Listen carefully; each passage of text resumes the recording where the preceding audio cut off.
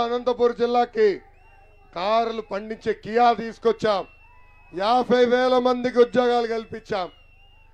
1,30,000 మంది రైతులకి 90% సబ్సిడీ ద్వారా డ్రిప్ ఇరిగేషన్ కూడా అందించాం. హార్టికల్చర్ మిషన్ ఏర్పాటు చేశాం. అరటి రైతుల ఆదాయం రెట్టింపు చేశాం. ఏకంగా నాడు ఒక సంవత్సరం వర్షాలు పడపోతే ఇన్పుట్ సబ్సిడీ ద్వారా 2,000 కోట్ల రూపాయలు కూడా మన ప్రభుత్వం అందజేసింది. అనంతపురం ప్రజలందరినీ ఆలోచించమంటున్నా. ఒక విజనరీ బాబు గారికి ప్రిజనరీ జగన్ కి మధ్య ఉన్న తేడా. బాబు గారు 600 ఎకరాలు భూసేకరణ చేసి 2 సంవత్సరాల్లో కియా మోటార్స్ తీసుకొచ్చి 50,000 మందికి ఉద్యోగాలు కల్పించాడు. కానీ ఈ జగన్ ఏం చేశాడు? తండ్రిని అడ్డంగా పెట్టుకుని ఏకంగా లేపాక్షి నాలెడ్జ్ హబ్తో పేరుతో 8,844 ఎకరాలు రైతుల భూమి దోచేశారు. సైన్స్ సిటీ పేరుతో ఇంకొక 8,000 ఎకరాలు తీసుకున్నారు. అంటే దాదాపు 17,000 ఎకరాలు తీసుకున్నారు. ఈ సభాముఖంగా అడుగుతున్నా, అక్కడ ఒక్క పరిశ్రమను తీసుకొచ్చారా?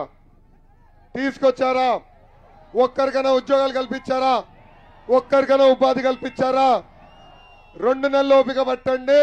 ఆ భూములన్నీ ప్రభుత్వం తీసుకుని నిరుద్యోగ యువకులకి పెద్ద ఎత్తున పరిశ్రమలు తీసుకొచ్చి ఉపాధి కల్పించే బాధ్యత వ్యక్తిగతంగా నేను తీసుకుంటానని ఈ సభాముఖంగా హామీ ఇస్తున్నా.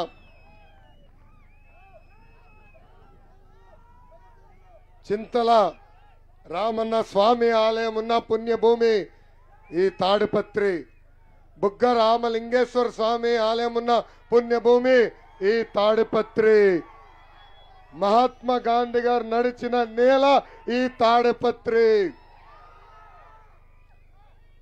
భారతదేశానికి ఆదర్శంగా నిలబడిన మున్సిపాలిటీ తాడిపత్రి మున్సిపాలిటీ.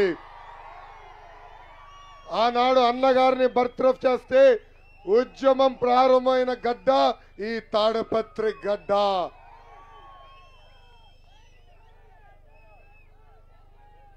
మొన్న జరిగిన ఎన్నికలు తప్ప అన్ని ఎన్నికల్లో జేసీ కుటుంబాన్ని మీరు ఆశీర్వదించారు, దీవించారు. మొత్తం రాష్ట్రం ఆశయపడే విధంగా నియోజకవర్గానికి పరిశ్రమలు వచ్చినాయి. మిగతా మున్సిపాలిటీస్ కన్నా ముందల తాడిపత్రికి భూగర్భ డ్రైనేజ్ వచ్చింది.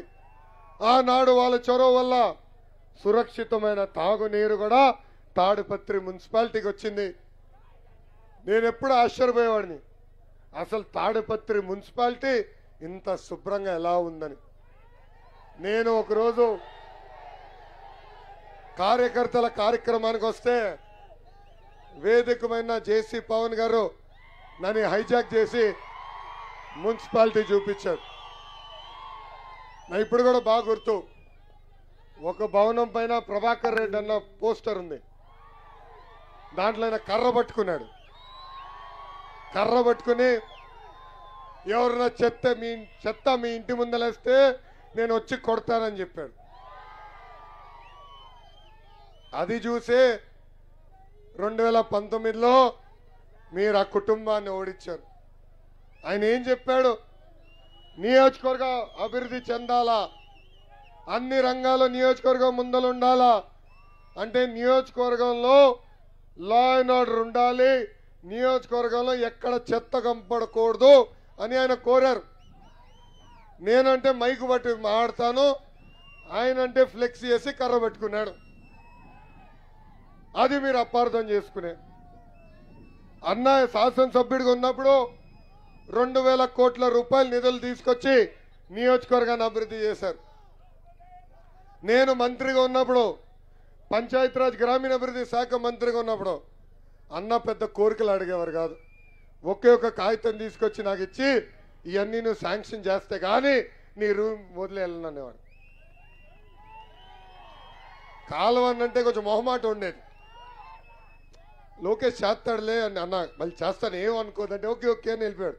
ఈయన వెళ్ళేవాడు కాదు, ప్రభాకరన్ వెళ్ళేవాడు కాదు. నువ్వు సంతకం పెట్టి నేను వెళ్తా అంటాను. అన్న చదవాలి, ఎంత అవుతుందా? పర్లేదు సంతకం పెట్టి నేను చూసుకుంటాను. అలా మీకోసం పనిచేశాడు. మీరు చూడండి, సీసీ రోడ్లు కానీ భూగర్భ డ్రైనేజీలు కానివ్వండి, అదేవిధంగా ప్రతి ఇంటికి సురక్షితమైన తాగునీరు కానీ, ఎల్ఈడి వీధి దీపాలు కానీ, రోడ్ ఎక్స్పాన్షన్ కానీ, ఏకంగా మన మున్సిపాలిటీ ఆఫీస్ కానివ్వండి, సిమెంట్ ఫ్యాక్టరీలు, సోలార్ ప్రాజెక్టులు, గ్రనైట్ ఇండస్ట్రీలు, ఇవన్నీ పెద్ద ఎత్తున ఆ కుటుంబం నియోజకవర్గాన్ని తీసుకొచ్చింది. ఎండాకాలం వచ్చినా మనకి పెద్ద తాగునీటి సమస్య లేకుండా ఈరోజు పరిస్థితి ఉందంటే దానికి కారణం ఈ కుటుంబం. తాడపత్రిలో ఆటో నగర్ని కూడా అభివృద్ధి చేశారు. ఏకంగా అగ్రికల్చర్ కాలేజ్ కూడా ఆనాడు తీసుకొస్తాం జరిగింది. కానీ మీరేం చేశారు? పాలిచ్చే ఆ వద్దని తన్నే దున్నపోతుని ఇక్కడ గెలిపించారు. తాడేపల్లిలో ఒక పెద్ద పిల్లి ఉందండి, పిల్లి జగన్ మియా ఉంటుంది. తాడేపత్రిలో ఒక చిన్న పిల్లి ఉందండి, ఆ పిల్లి పేరే పెద్దారెడ్డి. చిన్న పిల్లి అని ఎందుకంటున్నాను తెలుసా? చూసుకున్నాడు. ప్రభాకర్ రెడ్డి గారు ఎప్పుడైతే ఇంట్లో లేరో చూసుకుని పెదేదో పీకుతాడు పొడుస్తాడు అన్నట్టుగా ఆయన ఇంటికి వెళ్ళి ఎలా అహంకారంగా వివరించారో మనందరం చూసాం. పులి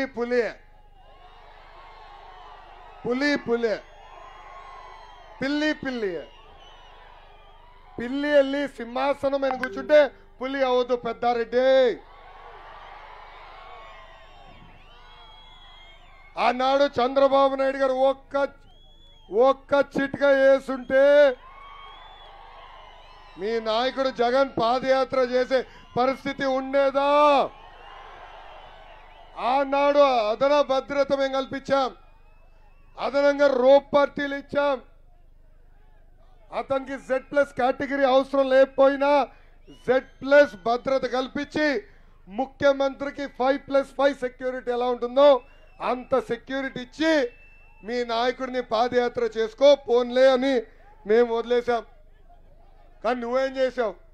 వచ్చి ఈరోజు పెద్ద ఎత్తున లూటీ చేశావు, అవినీతి చేశావు.